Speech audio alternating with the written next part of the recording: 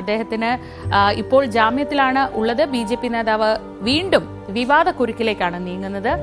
അദ്ദേഹം ലവ് ജിഹാദ് തന്നെയാണ് വീണ്ടും വിഷയമാക്കുന്നത്. മീനച്ചിൽ താലൂക്കിൽ മാത്രം 400 പെൺകുട്ടികളെ ലവ് ജിഹാദിലൂടെ നഷ്ടപ്പെട്ടുവെന്നും ഈരാറ്റുപേട്ടയിൽ കണ്ടെത്തിയ സ്ഫോടക ശേഖരം കേരളം മുഴുവൻ നശിപ്പിക്കാൻ ശേഷിയുള്ളതാണ് എന്നുമുള്ള പരാമർശമാണ് വിവാദമായത്.